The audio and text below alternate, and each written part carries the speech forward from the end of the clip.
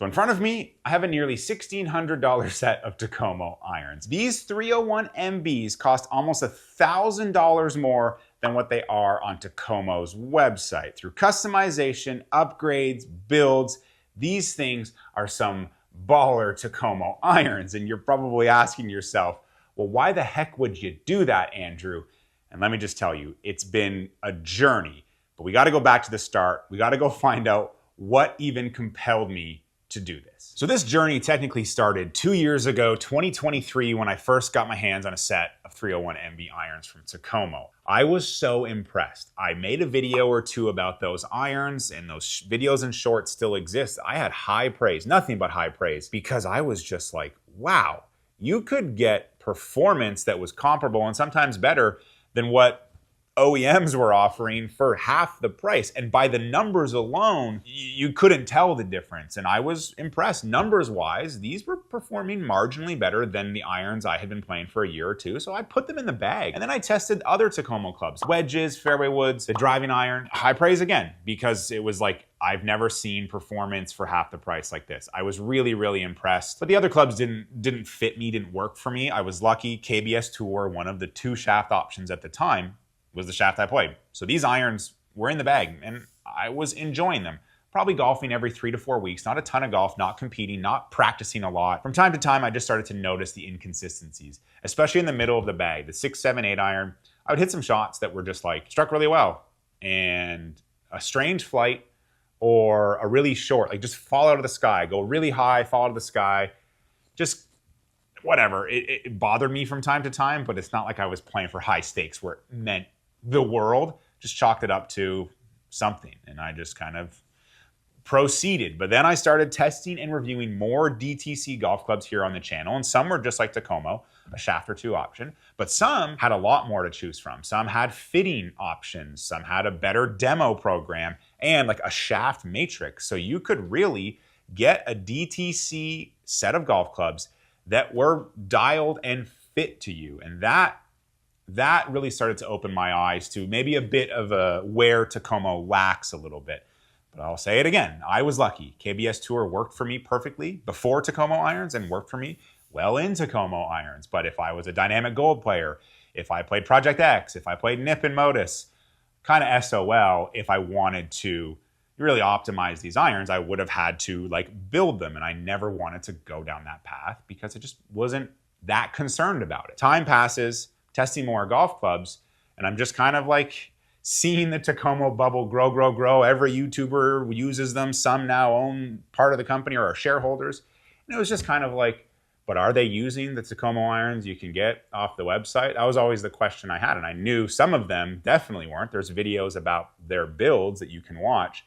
They weren't options that Takomo could sell. Smoke and mirrors is a little bit of the term I'll use. Like it's one thing, but it's not. And I was just like, I wish they had some custom fitting. I wish they were just kind of stepping it closer because they want to be the big player in the game. Well, offer a little bit more. And then I was served a Takomo ad in January, late January, about custom fitting, about their online custom fitting. And I was like, whoa, awesome.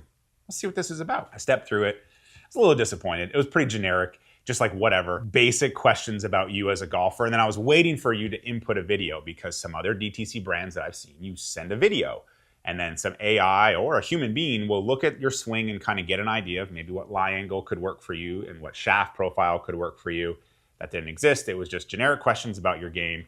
And then it's going to spit out to you what Takomo said is best for you. Then I looked and I was like, oh, you can customize. Because in the ad, the guy's using C-tapers. I was like, I didn't know they offered C-tapers. Yeah, you can customize. There's a few more customization. There's a bit more of a shaft matrix. So I click on that and it's like, okay, cool. There's a couple more. A little bit deeper into the KBS realm and a graphite shaft or 2 for only like $100 more. But still, nipping, dynamic gold, Project X. Like, there's still a lot of golf shaft fitting customization that doesn't exist. So it prompted me to make this set right here. But before I did that, I needed to get the data and the numbers of the KBS Tour of the stock shafts that I had. So let's see what I got. Okay, so all the Takomo irons are marked up, ready for the most accurate data I can get from iMini. The process is 5 shots with each one. 4 iron up to pitching wedge with my stock KBS Tour 130Xs in them. If I miss hit a shot, if I totally whiff it, I'll do it again. But it's 5 shots, not 5 good shots, but I don't want a really bad one to skew the data. So it's 5 shots. Let's see the consistency, the performance of these irons straight from the factory. Pitching wedge, pretty solid. We're kind of a little inconsistent with carry yardage. I mean, like I said, they weren't all struck perfectly, but to go from 132 up to 142, it's a big dispersion. And like they weren't like turned over, pulled, because the spin didn't really come down on the 142 versus the 132. So when you look at the spin, we have a range of 500 RPM, and that's kind of like, that's okay. Obviously 5 shots, you'd love to see it really tight, the RPMs within a few hundred. But I feel like the 400 to 500 range is pretty good. Anything over 500, now we're sneaking into kind of inconsistency with what the club is delivering. We look at 9-iron, pretty good. And we look at the spin, we see a spin range of 730 RPM. We're sneaking into a bit of inconsistency with what the clubs are producing. We get into the 8-iron, pretty tight here, 10 yards. You're kind of seeing the same, like there's 8 to 10 yards across the 5 shots. Struck relatively well, but really nice, tighter 400 RPM spin range.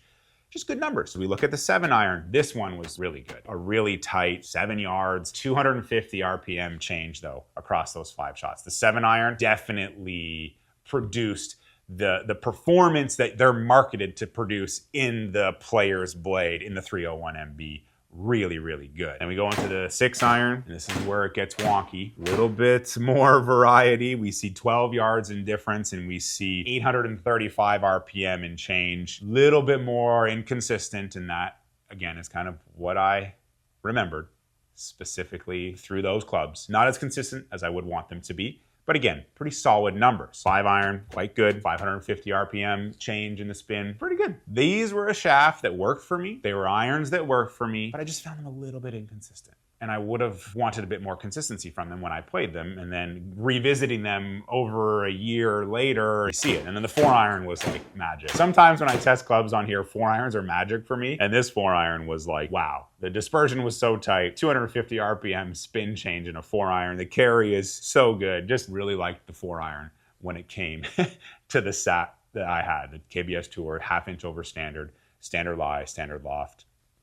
Pretty good with the 4-iron. So now that I had tested them stock from the website, if you will, I had to build out this premium set. My friends at UST Mamiya sent me a set of Dart Vs for this video. I reached out to them and I said, hey, I've got an idea. Can we really dial in a set of Takomos with a really, really great shaft? So the Dart V, it's a premium graphite shaft coming in at roughly $75 a shaft from Florida pitching wedge. So there you have an additional $525 that these irons would cost on top of the $650. Got a grip that's like 15 bucks. But I had to get this built. So I gave these to my trusted friend, club builder fitter, Bryan Laroche here in Jacksonville to build them for me. And what a good builder would charge you for this process is probably in the $35 to $40 range per club. You maybe get a little bit lower at, let's say, an Edwin Watts, or you're paying more at like a Club Champion, a True Spec, a more premium builder. But like the $35 to $40 range is what you would expect for a build per club to kind of customize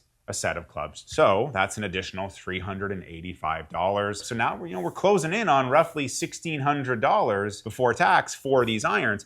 But when Bryan built them, he had some interesting things that he found out about the clubs when he was going through the weights and going through the lie angles. So I'll let Bryan kind of take it over a little bit here. Let me get a quick builder's note here for you. So current specs with the KBS 130X, half-inch long, and your standard. That's key because these swing weights, if this was like a mid-sized grip, these swing weights would come out a little bit different, but your standard Lamkin UTX grip, I just wanted to point out, see the difference in the 4-iron and 5-iron? That is the absolute worst tolerance I would let something leave my shop.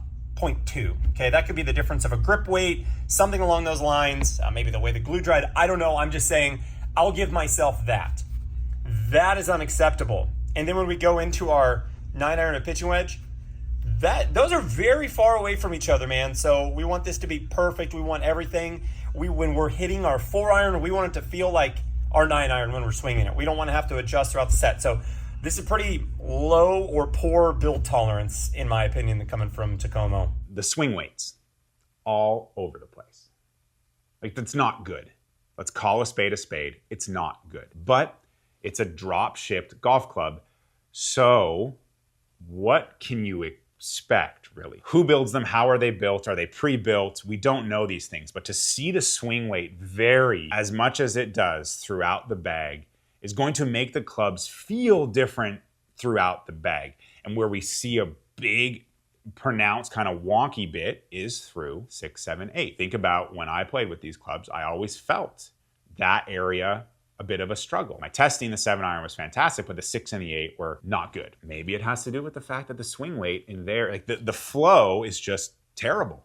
Just terrible. I'm not mincing words, call a spade. When you want players' blades, you want a level of consistency in how they're built and how they're delivered to you as a final product. So then he pops the heads off, and the raw swing weights are strange. From a club builder standpoint, if you want good quality, this is not a good place to start, okay? Yes, we're ripping them apart. We had no choice of what our head weights were. This is just what they sent with the set that you got.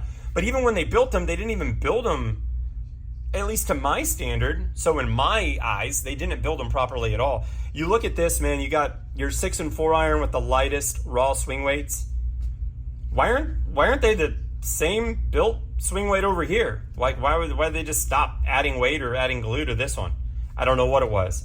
Why are the 9-iron and pitching wedge heavier than everything else by a full point when your 8-iron is your heaviest head? You look at that, E6.5.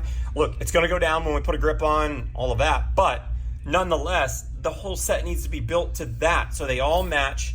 And to me, that's very possible. So the fact that we got these numbers over here, it's wild. Very strange. And again, it maybe speaks a little bit to that inconsistency that I felt. Just food for thought, but very interesting things if you're looking for performance, trusted, premium players' irons. So he pops the shafts back in, same length, 1/2 inch over standard. He works to get all the swing weights to D4.5. So now they're going to feel the same. But then he lie angles them. I didn't play a ton. Like when I was playing full time, had forged irons, your lie angles can get out of whack every 6 months, depending on how much you hit, especially if you're hitting off mats. Like I didn't play a lot. I didn't practice a lot to have the lie angles really bend out of shape because of use. The lie angles were all over the place. So it just kind of speaks to that build quality control. That's going to produce inconsistent shots, ball flight, performance.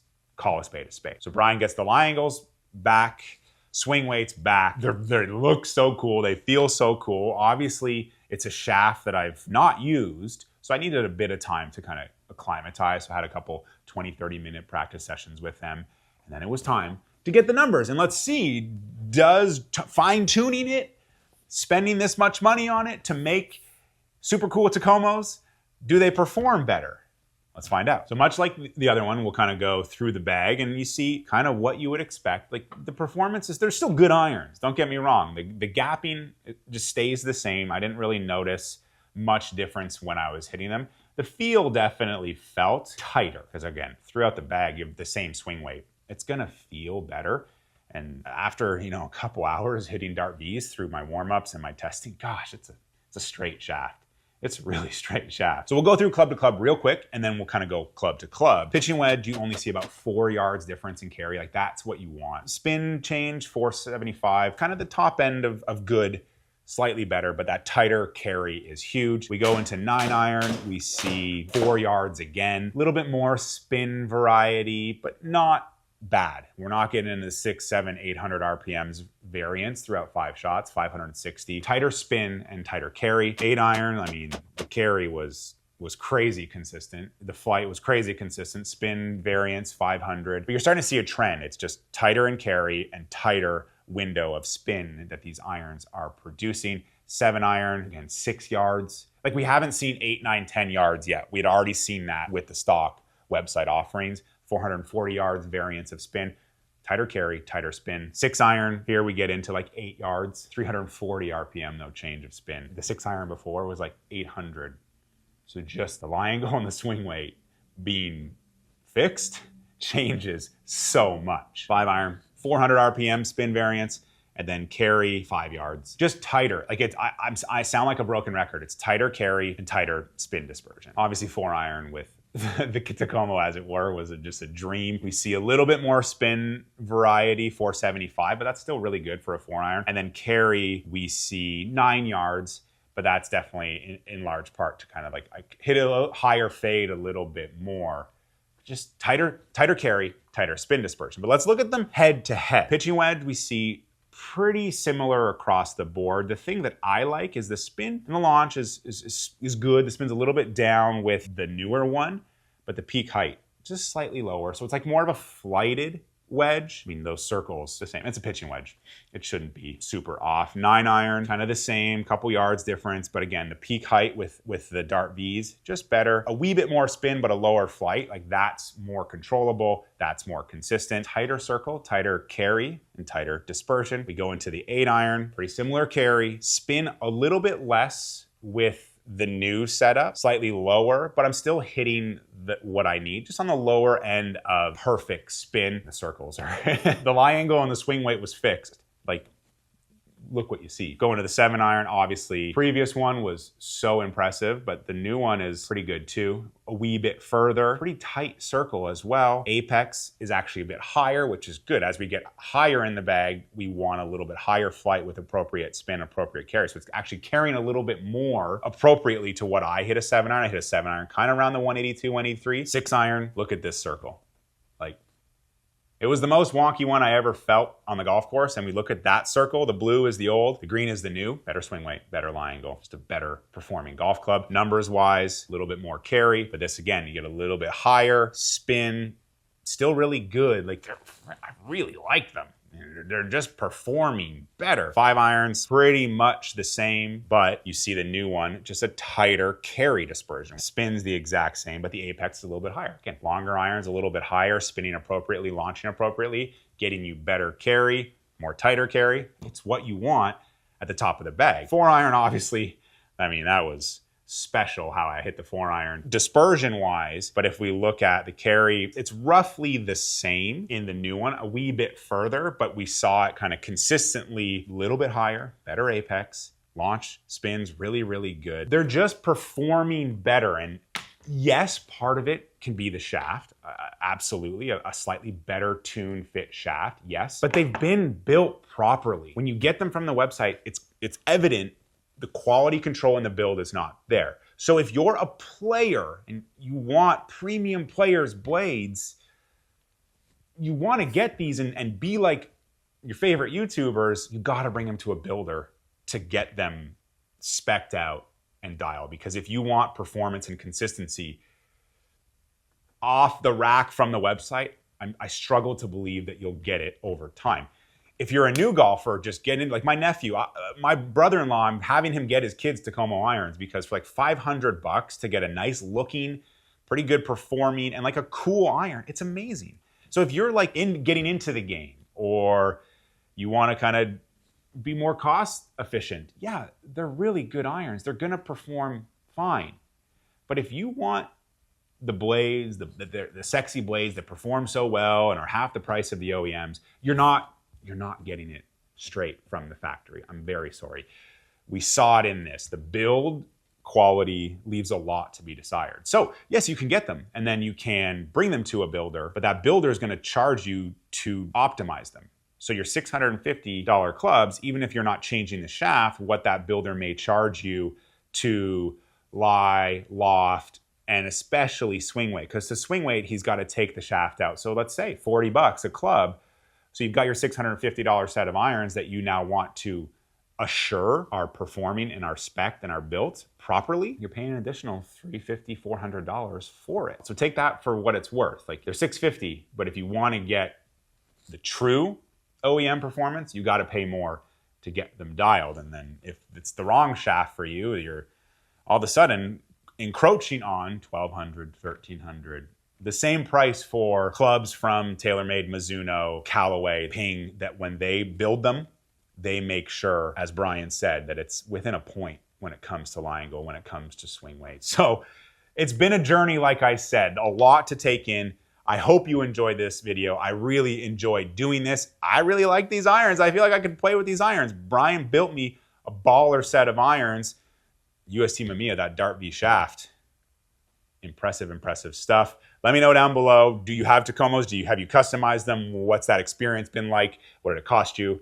And we'll see you in the next video.